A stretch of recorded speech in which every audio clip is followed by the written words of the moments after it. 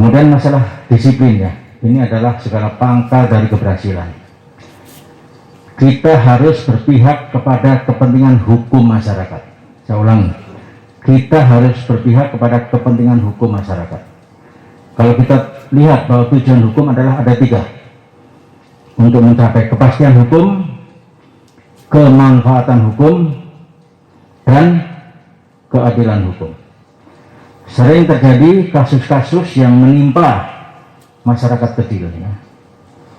Kalau zaman dulu mulai seorang nenek di Banyumas mengambil buah kakao 3 biji, beliau harus dipenjara. Kemudian seorang kakek mencuri kayu jati bekas potongan-potongan, diajukan ke pengadilan dan dipenjara, dan lain sebagainya.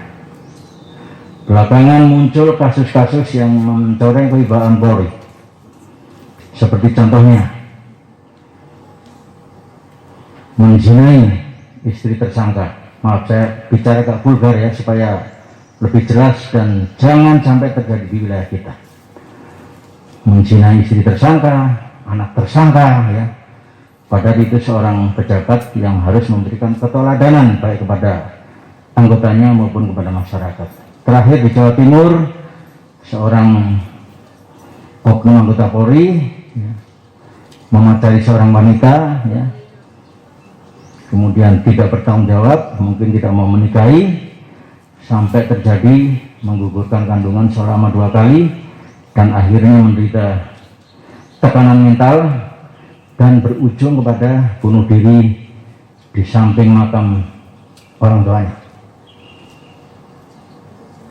Ini tentunya sangat miris dan merupakan keprihatinan untuk kita semua ya, untuk kita semua.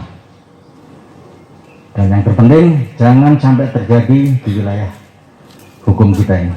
Tolong sampaikan kepada rekan-rekan kita semua secara berulang-ulang agar ini tidak terjadi ya.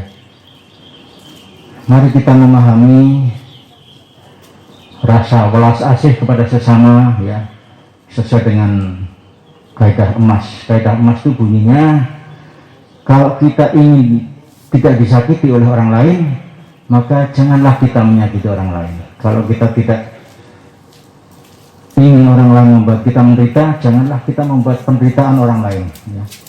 Itu kaidah emas atau yang namanya golden rule.